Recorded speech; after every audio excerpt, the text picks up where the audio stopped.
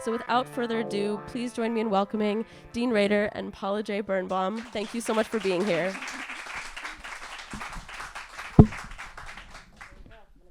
Thanks, Mel. This is so fun. Thanks, y'all, for coming. Who wants to watch the Warriors when you can hear two people talk about art? It's great to be here. As Mel said, I'm a longtime fan of the Booksmith. In fact, I was just remembering when the Booksmith was across the street, we did the official book launch for my first book, Works in Days, at the Booksmith back in 2010, I think, which now seems like a pandemic ago, which I suppose it was. This is super fun for me. Paula and I have been friends and colleagues at USF. We were just saying 20 years. I just remember I introduced you for the fancy research award that you won. That's right. Yeah, Yes. all of these years ago. And we've talked often that we sort of came to USF not particularly awesomely published or well known, and our careers have sort of been made while we've been at USF and had kids at the same school, and have sort of lived these lives in which we sort of going parallel paths. We're both sort of writing about people who live in the world of art. When the fact that we have these two books come out at really similar times, is that were both written during the pandemic is rather remarkable. And at first, it might not seem like my book and Paula's book would have a lot in common, but there are a number of really interesting overlaps, which we're hoping to talk a little bit about tonight. But I thought I would start by asking you to just sort of talk us through the writing of this book. How did it come about? How long did it take? Maybe sort of walk us through some stories about what you went through to sort of make this book happen. Absolutely. And I want to first thank Mel and Evan also for hosting us. Really excited to be here and to be here with my old friend. Thank you. So I would say that this book really started when I was in college in the late 1980s, that far back, when I noticed that there were zero, and I mean zero, women in my art history survey textbook. And I was just outraged, and I didn't get it. And I went to Paris. I was a double major in art history and French literature, and went to Paris. And I was really like studying Picasso and reading his book, reading Francois Gillot, one of his partners' books, Life with Picasso. And I was outraged at the way he treated her, and like thinking about artistic couples and what did it take for a woman, to be recognized, and how challenging that was for her. So that kind of set me on my path of women artists in Paris, which was what I pursued in grad school and my first book. And so my first book ended up being about a group of over 100 women artists working in Paris, sculptors and painters, in the period between the two world wars. And I spent a lot of time living there and interviewing children of artists, grandchildren, mainly women, daughters, granddaughters who have the job, right? The family legacy, the archives, the photo albums. And so I met Chana Orloff's granddaughter, literally like 30 years ago.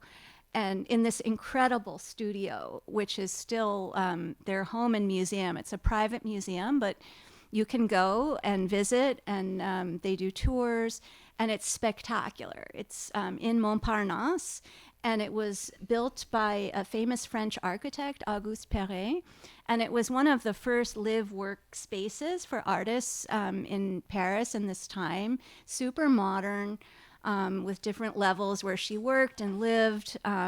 She was a single mom of a disabled child, lost her husband to the Spanish flu. He was only 30 years old. So talk about a pandemic project that was really, really challenging to write about. So I got to know the grandchildren a long time ago, and kept thinking that this would make a really great story, her biography, that there was so much in there that really hadn't been written about. And it was a big decision for me as an art historian to shift to biography as opposed to art history. So I just felt like her life was so fascinating and all the different obstacles that she overcame. So I would say I worked on and off on this project really for a decade, but the serious writing happened during the pandemic, and it involved visiting museums, spending time in the archives of this family, archives all over the world, reading things in multiple languages, finding people to translate for me. So it was a long and complicated labor of love, and one that I'm very glad is. Did you ever think at any time the book wouldn't happen? Oh yeah. So what did you do in those moments? Because I get asked this a lot. Do you ever think, this book is just destined for failure? How did you push through? Yeah, well, I have a writing group, which if any of you are writers, I really recommend finding other friends who are writers. I don't know if you do this, Dean. We'll hear about your process shortly. But I have been in the same writing group with a group of women for, I think, almost 15 years. And we meet almost every month, and 1 or 2 people present. And so you sign up, okay, I'll do the March meeting. And that means you have to circulate a draft of something. And even if I didn't have a draft, I would just show up and talk to them about what I was thinking about. Okay, I'm stuck. These are my ideas. These are my images. And we would have a great discussion about that. And then literally during the pandemic, I had 2 other friends from that group who were also writing books on women artists, same time frame of when they needed to be finished. And so we did Zoom writing. It was like working out with a partner. You'd, say, okay, 9 o'clock, we're meeting on Zoom, like a business meeting, and the camera is on. And, we would do these stints. Okay, we're taking a lunch break, but just having to show up and get in that seat and know that they were waiting for me was really pushed me to do it. But I want to hear about you. Why Cy Twombly? What made you? Oh man, I feel like your story is way more interesting. Well, I would actually say something quite similar. So my graduate degrees were in comparative literature. I didn't do a creative writing graduate degree, but I was studying translation. I was studying art history. I thought at one point I might sort of defect from the literary world and go over to art history, but I was taking graduate creative writing classes. I didn't really know what I wanted to do. I just knew I wanted to write, and I was not interested in only wearing one hat. And I was taking this class. We were reading Roland Barthes, the French literary theorist, and he was obsessed with this American painter, Cy Twombly. And he has 2 essays about Twombly, and his writing on Twombly is some of his best writing. And so I wound up coming across one of his essays on Twombly, and then wound up doing some research and really liking Twombly's work. And if you don't know who Cy Twombly is, he is an abstract American artist. It's kind of post-abstract expressionism. He went to Black Mountain College with Robert Rauschenberg and Jasper Johns. He's definitely of that era. He's kind of like the third wheel of those 2 guys. They're the much more famous, much more American of the 3 artists. Twombly lived most of his life in Italy. We're actually going to talk about sort of what it means to be an artist who is living outside of the country of their birth and making art, and what it means for notions of identity and nationalism and globalism. And I was really taken with Twombly's work for a number of reasons. I wound up doing a cross-country road trip to Houston, where a good friend of mine was there in graduate school, where they just opened the Cy Twombly Gallery at the Menil in Houston, and it just kind of blew my mind. And Twombly had sort of always been in the background. Fast forward to 2018, my father had died. I grew up in a small farm town in Oklahoma. My father had died, and my sister and I had returned to Oklahoma to kind of go through his things. My father had been a very public figure. He was mayor of our small hometown. He had run for state senate. He had won a hog calling competition, state championship baseball coach, president of Kiwanis Club, master of ceremonies, the homecoming day parade. He was just this very public figure. And as we were going through boxes and boxes and boxes of plaques, remember plaques? And newspaper clippings and photographs and ribbons, I kept asking like two questions. One, what makes a life? And two, how does one contribute? And almost immediately after that, I had to go to New York. I was, I think, giving a reading at NYU. And there was a retrospective of Twombly's drawings, from his very first drawings to his very last, at the Whitney, at the Gagosian down in Chelsea. And I wound up going to that, very excited. And I was going through the gallery, I was looking at these pieces through the lens of my father's life and asking the same questions, like what makes a life and how does one contribute? And I realized that I had chosen more of the Twombly path than the path my father took, which was way more outward facing. And I was the last person out of the gallery that night. They kind of had to kick me out. And I was transfixed by the show. And I wound up exiting there in Chelsea and walking along the High Line back to my hotel. And I started working on what would become the first poem in the book. Will you read it? Yeah, sure. I can read that poem. And then that kind of snowballed into a mild obsession. I started working on some other poems about Twombly. And then the pandemic hit. And for whatever reason, I became obsessed, just absolutely obsessed with Twombly. And all I wanted to do was write poems that talked to Twombly drawings and paintings, which I did for most of the pandemic. And then when I'd finished the manuscript, I had just sent it off to my publisher. Within about a week of that, 2 weeks of that, my mother died of COVID. And so this book wound up being bookended by death, by the death of my two parents, written, again, largely during the pandemic, with all these poems about being a son and being a father and loss and what was happening to the earth. And it wound up being this, I don't know, this kind of, the book has these two great energies. One is this great sense of loss, and it's elegiac. And the other is it's a book of love. It's really a book about love. I love these paintings so much. I mean, they saved me. And so the book is trying to hold these two great contradictions in the same time, this book of deep loss and suffering, and this book of profound love, which I actually see in Twombly's work. But I can read that poem. Only because you asked. Yes. Paula Birnbaum. And so one of the things that Twombly and I share is a love of Rilke, the great German poet Maria Rilke.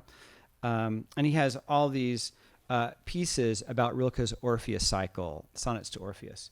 So in the book, almost every poem in the book, there would be like a Twombly image on this page, then my poem here. So it's a lot of Twombly images. So this is one of the Orpheus pieces. And the title is Troubled by Thoughts About Infinity and Oblivion. I exit the Twombly retrospective at dusk and walk the High Line with the ghost of my father. This evening, the unknown waves its wand, and a beam of light disappears into the sky's black hat. The moon has never known its true home. The stars do not remember when they began their journey. Out of that forgetting, they begin their own making, just like us. Soon, the sun will take off its cape and open a door to a place that is not there. Out of that absence, the questions. What black bones hang above the unseen? What name does the fire give to flame? What burns through existence to endlessness? We are not here long enough to believe in anything but language, and yet we know what awaits us is silence. Somehow, always rising above the darkness into darkness, always drawn to our own obscurity. Future self, I think of you. arriving at our ending. Last line on the last page. The trace within the vanishing. The final sleight of hand in which everything disappears. Remember, the unseen is never truly empty. Despite erasure, the canvas never blank. Oh. Well, that's really sweet. Would you read something from your book? Sure. So, and then I want to ask you a question about your writing process, because I have all these questions. Well, I'd like to just first follow up All right. on what you read, which Sure. was incredibly beautiful. Just thinking about reckoning with your own mortality as you face your father's, and your relationship to Twombly. I wonder if you could explain a little bit how you work with images to write, and then in the book, are there definite relationships between images and language? It seems from reading it that in some cases there is. If you could just talk about that a little. Yeah, that's a smart question. So there is this very traditional genre of writing about art, poetry about art. It actually goes back to the Iliad. There is this unbelievable passage in the Iliad where Homer stops talking about the battle and starts describing the shield of Achilles. It's this beautiful moment, and it comes out of nowhere. And a lot of people talk about that as this first moment of what we call ekphrasis, which is poetry about art. And he starts, and it's poems a poem that is describing an aesthetic object. And a lot of ekphrasis through the years is largely descriptive. So William Carlos Williams has this interesting book about Bruegel paintings. But he's mostly just describing what he sees happening in a landscape. And writing poems about painting is less complicated when it's figural, when there's a landscape or there's people in it or there's a scene. Then you can the poem can have a narrative that responds to the narrative of painting. But when, say, the painting is this, right, just scribbles, well, that is really more complicated. You can't really just describe it unless you sort of make it your project to do that. So some of the poems in the book are just me writing a poem about how a painting makes me feel. Some is a poem in which I kind of describe what's happening in the painting, but not really. And others are me using the painting as a kind of springboard to talk about maybe an internal world. And some are kind of invented poems that I imagine or that I wish Twombly was writing about. In this case, there's this unbelievable piece here. It's one of my favorite Twombly pieces. It's called Synopsis of a Battle. And it's really his diagram of a battle that took place in Greece in like AD 600. But whenever I see it, I think it's a diagram of God like coming to earth. And so I write a poem about that. And I argue that maybe, what if God coming into being is actually a kind of battle? Like he's sort of fighting his way to be. And then there are poems like this, in which there are 10 rectangles here that respond to the 10 Duino elegies that Rilke wrote. And I try to replicate that here with these 10 boxes that have 4 lines of 4 words in each line. Or there is a poem like this. And so here, how many of you think you read this piece going from left to right or top to bottom? Does it matter? So I think it does both, right? Your eye It's kind of a chalkboard painting. It suggests going left to right, but maybe also top to bottom. So I wrote this poem that can be read either, you can go these 4 lines and these 4 lines, or you can read it all the way across to sort of replicate the gestures that Twombly's doing. And then probably most notably is this poem. So a lot of Twombly's work, and one reason I love him, is he's obsessed with poetry, and he will just write out lines of poetry in his work. And this is a fragment from Sappho. And one of the things I do here is I try to mirror what Twombly does in my poems. So as you can see, the lines and words get bigger toward the end, and so my lines get longer toward the end like his. But then the Sappho fragment is like a hyacinth in the mountains, trampled by shepherds, until only a purple stain remains on the ground. And then that fragment is replicated in the last word of every line. So Sappho is in Twombly, and Twombly and Sappho are in this poem. So in some ways, so in some of the poems, I try to really sort of make this new form of encoding Twombly's gestures into my own poems. And in some, it's just random. Like there's this one poem where the whole poem is about Oklahoma and my grandfather, because I look at this poem right here and I see our family's wheat farm. It's totally subjective. That's great. Definitely. It's interesting to think about poetry as a form of art criticism, and how you're grappling with art in different but very similar ways. Trying. So maybe you could read something from the book.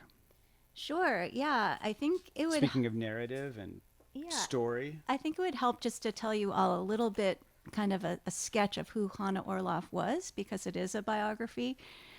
So she was a Jewish sculptor born in Ukraine in 1888 in a small town just outside of Mariupol.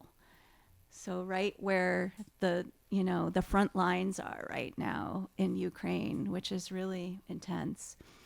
And when she lived there as a child, her family experienced the pogroms. So her brother witnessed their house get burned down, just horrible, vicious attacks against Jewish people, raping, murdering. And so this was the reality of their life.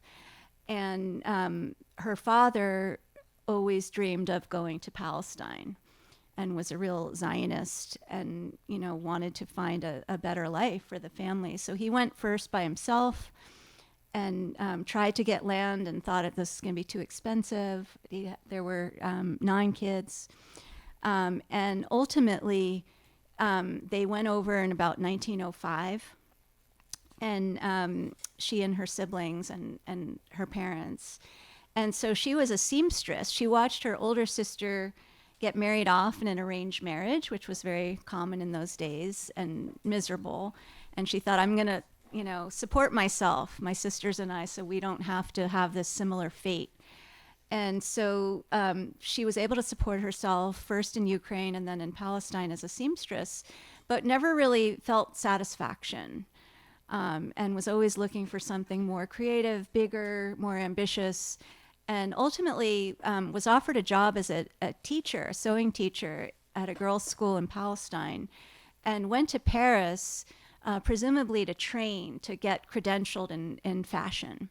And she worked in haute couture, and kind of a precursor to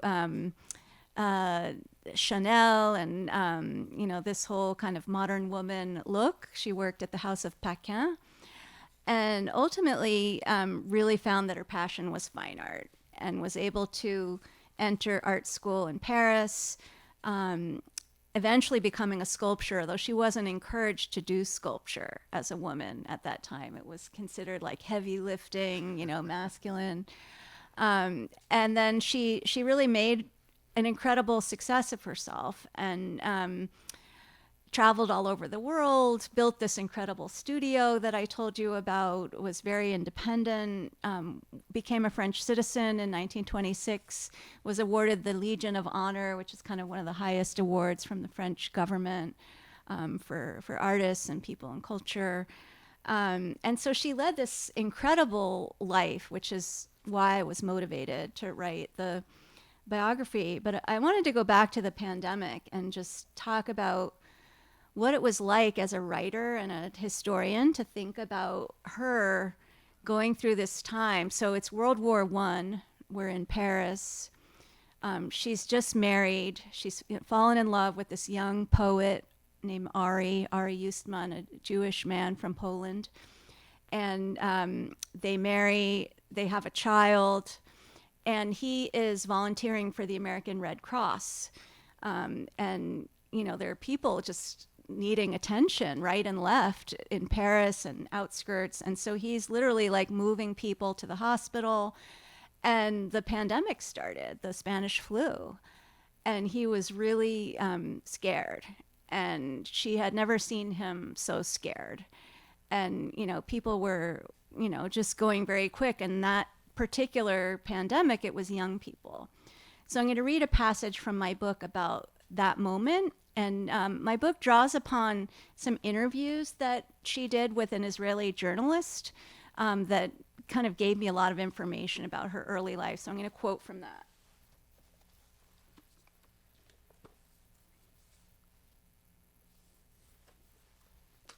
So in those months, she recalled that their street, the Rue d'Assas, became, and this is a quote from the interview, the last and silent Via Dolorosa of the epidemic victims. This street led to the Montparnasse railway station, where the dead were brought to be buried outside the city.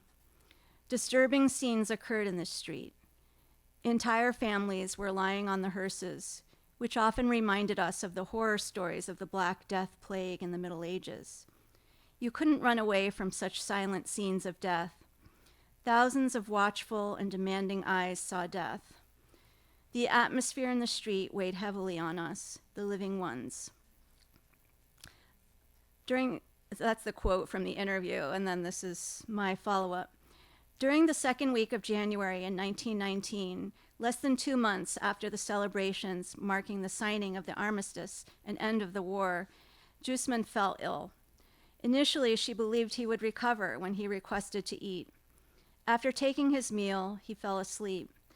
By midnight, however, he became ill again. Orloff called for a doctor to come to their home. After taking one look at him, he told her, "Your husband is very sick. You can't leave him here. Bring him to the hospital." When they arrived at the hospital, they put him on a gurney in the corridor, since the hospital beds were already packed with both wounded soldiers and patients dying from the flu pandemic. His condition worsened, and 2 days later, on January 12, 1919, when he was just 30 years old, Ari Eustman was dead. Only 8 days earlier, on January 4th, Eustman had celebrated his son's first birthday with Orloff and their friends, in good health. Their friend reflected on that birthday gathering in an obituary that appeared in the pages of a journal. Eustman, quote, "Poet, husband, father, his face full of joy as he passed out cigarettes and tartines, embraced his friends who had come together to celebrate this milestone. He read aloud 2 of his poems, one dedicated to Orloff, La Mère, the mother, and the other to their young son, Elie.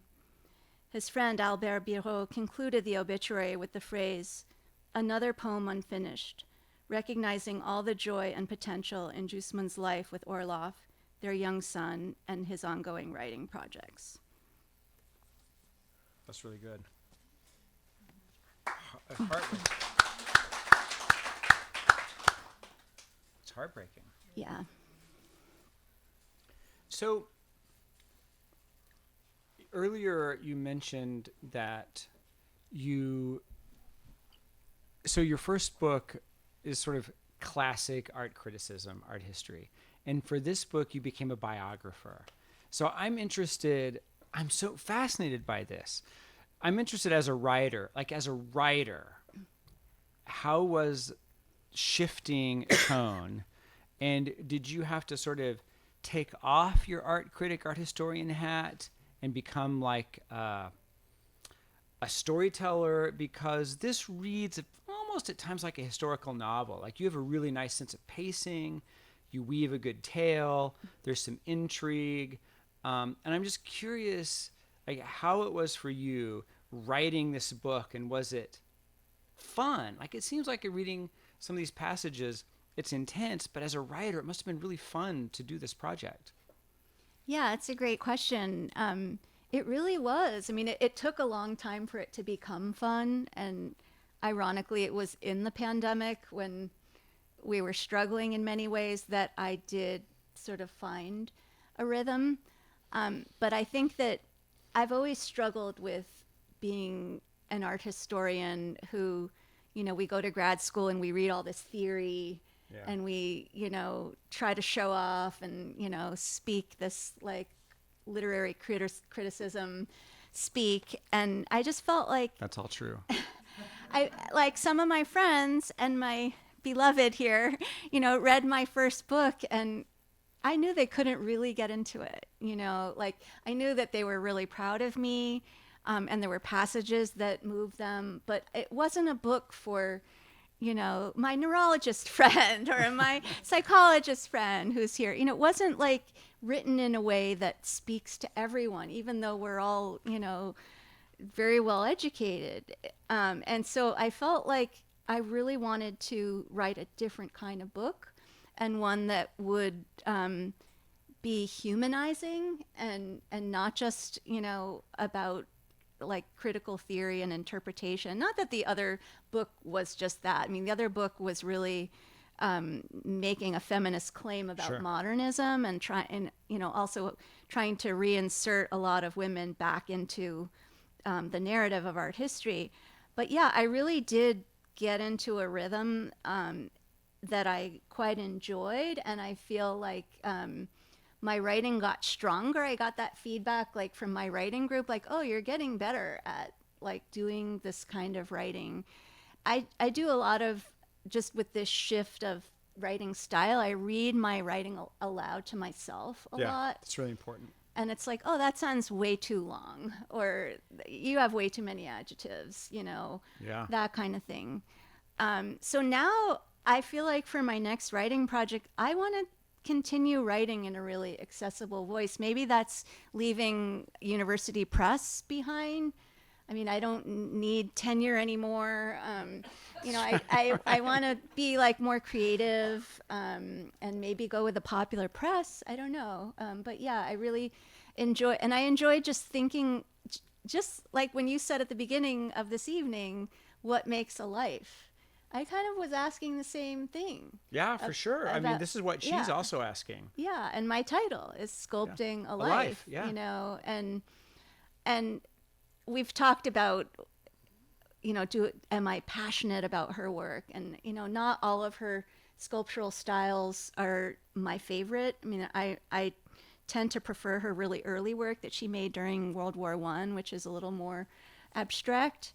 But I felt like I really was interested in looking at the full arc of her life, which for artists, like artists need to make a living. Like we work at a university, so we can make our art and write our books, and we have healthcare, and we have a job. But for our artists, for Cy and Chana, they had to sell their work. Yeah. And for Chana, she was a woman, she was Jewish, she was, an emigre, she was a widow, and she was a mother of a disabled kid. And so she had financial pressures that she took quite seriously, and she was a very shrewd businesswoman. And just reading her correspondence about how she sold her work or her negotiations with a museum. And so that fascinated me to try to understand her motives as a professional, not only as a, creative, but as someone who needed to, exist in the world and pay the bills. Yeah, we were talking the other day, and I was telling you how I felt like in your first book, you loved the art that you wrote about in the first book more than you loved Hannah's art. But what I didn't tell you is that I love your writing in this book better. I mean, in this book, you become a writer, not just a critic. It's a really well-crafted book. You should be proud. Oh, thank you.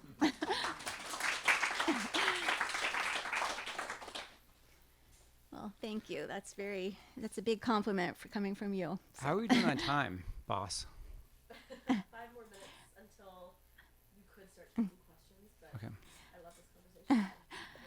So I want to ask you, you alluded to our wanting to talk about cosmopolitanism. Oh, yeah. And we were, in our kind of prep meeting, we were like, oh, both of our artists lived, so Cy lived in Rome and Chana lived in Paris. So they both lived in cities that were not their home countries. So could you tell us why Rome and what you think that shift in location and geography, what impact that had on his work? That's a good question. Yeah, it's one of the things when I was reading Paula's book, I was noticing all these similarities between Hannah and Cy.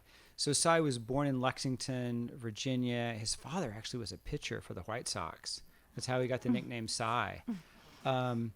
But immediately after finishing at Black Mountain College, he and Jasper Johns and Robert Rauschenberg went to Africa, and then they went to Italy. And he just fell in love with Italy. And he fell in love with the landscape and the light and the culture. But Twombly was really strange in that while Rauschenberg, is doing these big murals of like the space landing and JFK, and Johns is doing the American flags, he is in Italy doing pieces about the last 50 pages of the Iliad, like really geeky stuff. And he was just obsessed with the ancient world. And he would occasionally keep a studio in the Bowery in New York, and he always kept a studio in Lexington. And he would go back to Lexington, and he was good friends with Sally Mann, the photographer. And I think and so he had this like Lexington, New York, Rome, and then he had this place in Gaeta, which is on the coast. It's a really small town. And kind of like Hannah, she's got these sort of 3 different countries that she's sort of, partially for both artists, pinning down identity is really hard. And I think both of them were really interested in this kind of cosmopolitanism and like art as something that transcends national boundaries. For Twombly, certainly temporal boundaries. Like he thought that doing a piece about war about the Trojan War in the late 1960s might actually speak to Vietnam. So he was not directly political, but he was like, this art is 10,000 years old, right? It all speaks to everything. So he had this very big cosmopolitan view of the way in which art engages the world. And that is really attractive to me as someone who is interested in the ways in which art can cross. I'm really interested in how we can cross boundaries. Like I hate being pigeonholed into sort of one genre. And I think Twombly was similar. Like I always think about him as someone for whom the visual field is never enough. Like he might draw the stuff, but he's got to include words. Like he always has text in his pieces, or his drawing looks like cursive E's or O's. And so like I always ask, is it drawing or is it writing? Like what is it? And what does it make a distinction? If I write out a Rilke poem, am I writing it or am I drawing it? And I think that sort of ability to kind of live in both worlds is super seductive to me. And I think that there's a kind of a micro version of that in his work and a macro version of that, his career. And I think that I saw something similar in Hannah's project as well, but I would love to hear you talk about that. Yeah, I mean, I think that she really felt like Paris was the center, and Yeah, it was. she, built this fantastic live work space, and she was very social, and so she would have a lot of artists come to her home and entertain them. And so I think that she really felt like that was the place that was her source and where she got her inspiration from her colleagues, from being there and, in that historical site. And she traveled quite a lot and exhibited in New York and in other parts of Europe and in London and Zurich. And then, of course, with Palestine and later Israel, she was hugely involved. So she helped found the Tel Aviv Museum of Art in 1932. She was part of a committee of artists that included Chagall. And of course, like, no one's included her in that narrative. It's like Chagall. But she played. Sultan, right? Yeah. And so she exhibited her work there 3 times in 1935. And then after the State of Israel was created in 1949, she had an exhibit.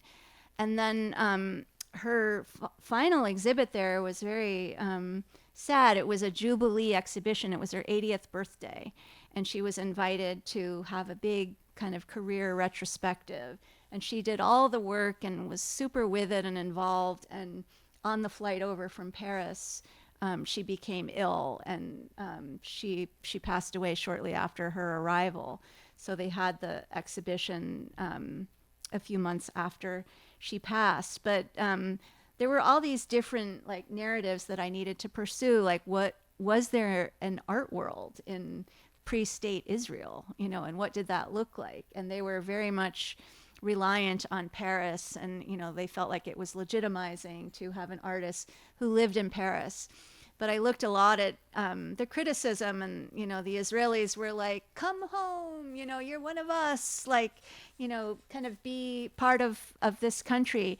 And she never took Israeli citizenship, which I never really got an answer to, like, why. She always made her work in her studio in Paris. She did one portrait of David Ben Gurion that she made in Israel, but otherwise she made her work in Paris.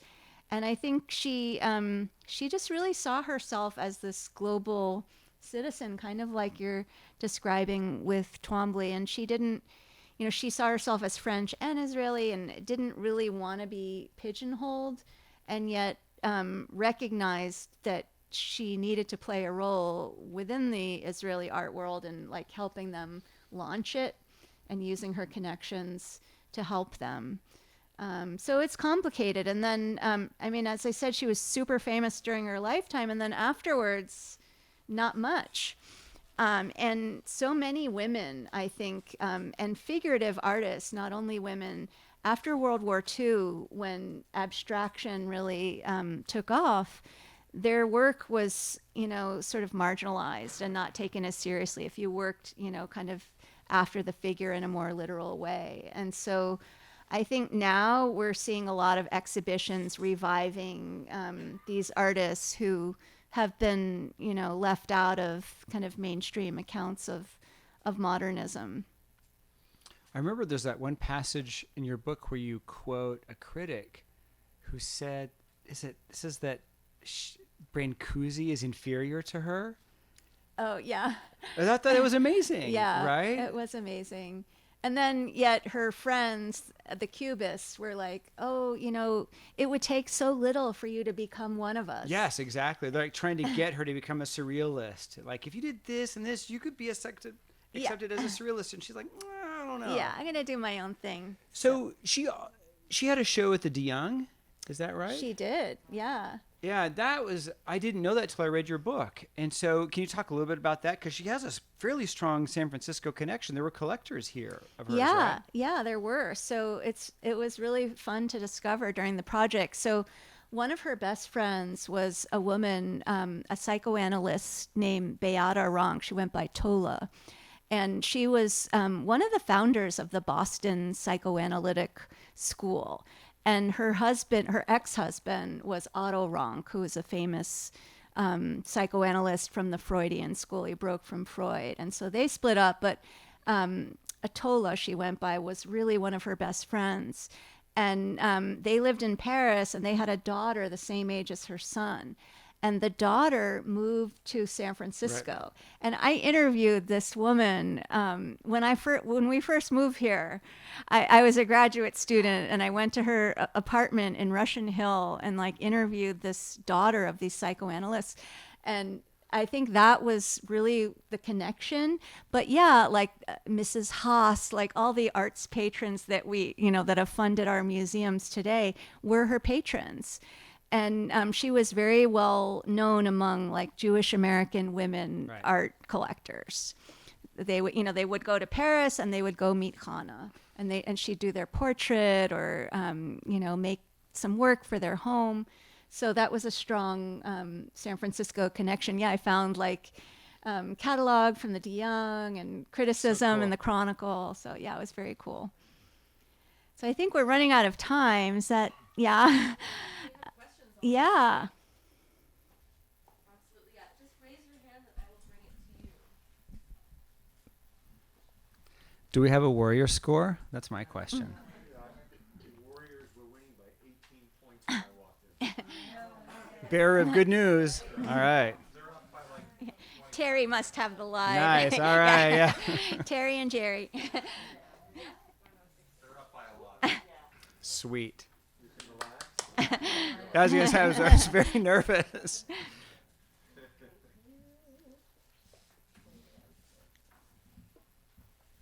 I'm wondering how the son of a small-town Oklahoma mayor, president of the Kiwanis, Italy, becomes a poet. I thought maybe you would know. I get that question a lot. Yeah, I mean, my parents didn't graduate from college. I grew up in a house where people didn't really read. My grandparents lived in the same small town, and my grandmother had been a school teacher. So maybe I loved my grandparents. I was very close to them. I spent a lot of time with them. So maybe that there's some osmosis. The only thing I can say is that from a very early age, I was really interested in writing. So when I was in high school, I was writing for my hometown newspaper. And you would have asked me from the time I was 14 until I was even in college, I would have said I was going to be a journalist. I went to college as a journalism student. I wrote for my college newspaper, wrote for my high school newspaper. And I think I just sort of slid over toward poetry. But I couldn't really tell you how or why. And my parents were totally baffled by my choices. And actually, I will say that one of the great tragedies of the book is that my mom eventually went back to college. In fact, when I went off to college, she herself went to college. There was a small college in my hometown, and got her undergraduate degree and got her undergraduate degree in art and got her a graduate degree in counseling. And she became a kind of pioneering art therapist in Oklahoma, one of the first art therapists. And I write about this in the book. The very last piece of art she did was a cast on my son's arm. She came out to visit us for Christmas in 21 through 2022. I mean, she died just a little over a year ago. And so she was visiting us, did this painted piece of my son's cast, and was dead within a week. But she never got to see this book. And she would have loved this book so much. But it's a good question. I don't have an answer. I'm still trying to figure it out. Well, one of the things that surprised me was learning that Hannah had suggested that her future daughter-in-law live with them for her son and her got married. And so I was wondering if there was anything throughout your research that really surprised you about her life. Yeah. Yeah, thanks for picking up on that. So Alice is referring to I mentioned that Chana's son developed polio shortly after her husband died. And he used a cane for walking and, sometimes had, more trouble than others. And when he fell in love with his wife, future wife, Chana, and they said they intended to get married, Chana wanted to make sure that this woman did not hurt her son and understood what it meant to, commit to someone who needed support the way he did. And so in those days, people didn't live together so much before marriage. And so I thought that was such a beautiful act of love for both of them to say, you two, you should live together and make sure that you understand what that means to live and love and support one another. And it worked out great, but I think that was really, a beautiful, thoughtful thing for her to recommend to them at that time when it wasn't necessarily done. What else surprised me about her? I think the shrewdness of her business acumen. I was like, whoa, like some of the letters to the Tel Aviv Museum of Art director, she's like, well, if you would just take 5 more sculptures and we talked about this, give me my own room. So Cy also, this relationship with museums, they both were very strategic in thinking about their legacy. So she wanted the museum to purchase more of her work and agree to kind of keep it on permanent display.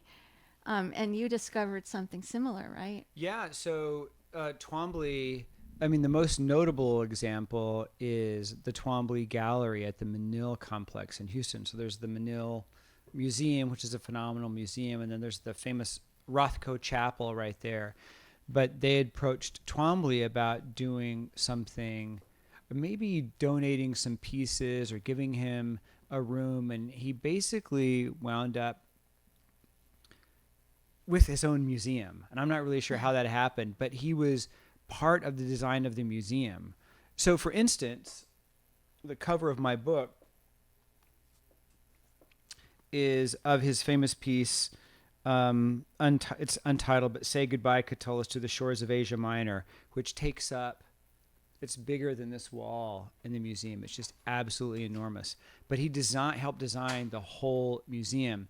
And so when I wanted to use this image, but these little lights here really bugged me. And so I wanted to have them cropped out. And they said, we can't. Because for Twombly, the piece and the room are inseparable from each other. And so I had to leave these little dangling things in there, which now I'm okay with, but at the time I thought they were, the worst. But, and he has this amazing room at the Philadelphia Museum of Art. He has this 10 panel room of these 10 pieces of the last 50 days of, the Trojan War. The third best Twombly room is here at the SF MoMA. There's a great Twombly gallery here. Only the Menil and the Philadelphia Museum have a better Twombly holding.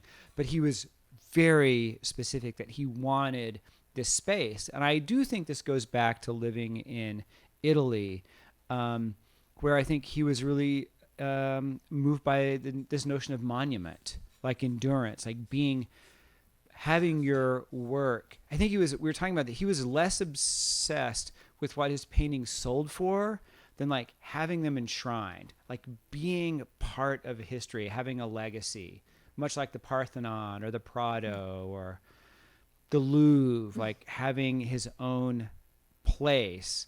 And I think he loved having his work in conversation with the other great artists of the past. I think that was really important to him. More so than the New York guys, right? Way more so than the New York guys, yeah. That's interesting. We've got time for 1 or 2 more questions.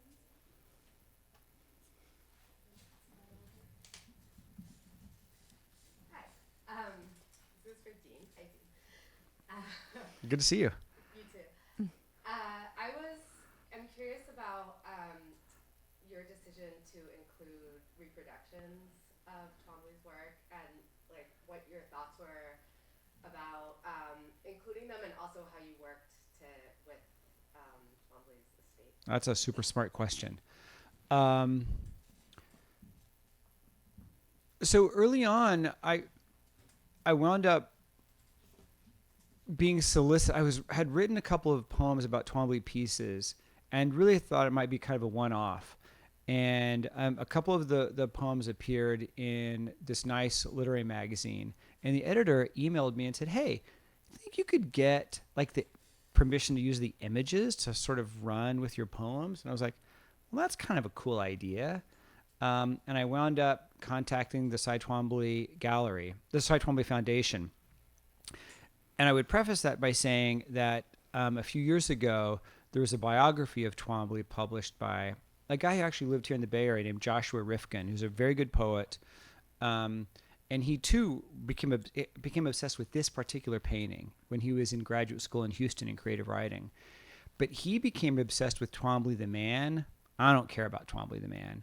I just really like his work. But he like wanted to know Twombly the man, and he did all this work in like researching Twombly, and he wound up really pissing off the Cy Twombly Foundation, and they denied him access to reproduce any of Twombly's stuff for his book. And they are notorious, you may know this, are notorious to work with. They're very particular about reproducing the pieces. And so I contacted them, and they said, we got to see the poems.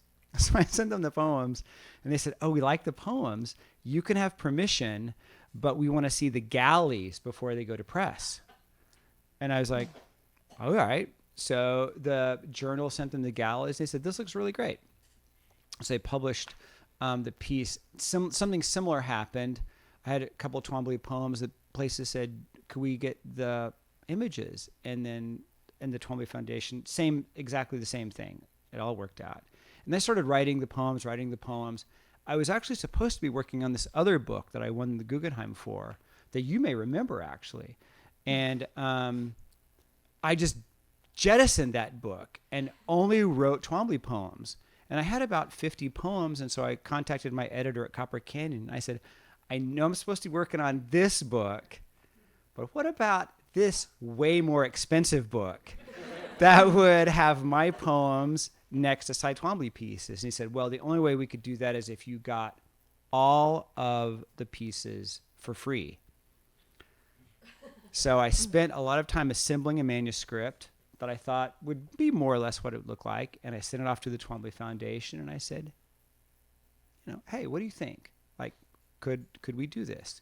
And Twombly's longtime partner and the executor of his estate emailed me back, and he said, "We love this book. You can have all the images for free." And so that was a game changer. And now there's a whole other story we don't have time to talk about tracking down high resolution images, getting permission from the museums where they might be hanging, or a gallery in Berlin, or an art storage facility in Basel. Can't even go there. I had to write the letter in German. My German's not great. So to get back to your first question, I did that. I have a good friend, a painter, Jordan Cantor, and we were in conversation for an issue of Ziziva, and he said, "I'm a painter who wants to be on a shelf, and you are a poet who wants to be on the wall." And I love the idea of having my textual work in conversation with his visual work. Like, I think that's really cool. And the way I made these poems were also visual. Like, I want people to see these poems on the page before they read them. And I think Twombly's work invites people to read it, not just look at it the way you might say a Rothko. Like, you have to kind of decode it. And so I wanted someone to pick up my book and be able to say, "Do this," and look at this weird poem that's just a bunch of words and this painting at the same time in real time and see them talking to each other. I thought that would be kind of cool. And then I also just selfishly wanted my poems in a book with Twombly pieces. Like, it's just so, it's so beautiful. I kind of wanted to do with Twombly what Twombly wanted to do, like in a museum. Like, I think of this as like a kind of museum. I feel like my poems are somehow enshrined, like as being attached. I'm hitching my horse to Twombly's wagon. Well, thank you both so much for being here, and all of you as well. Can we give one more round of applause for being here? Great job.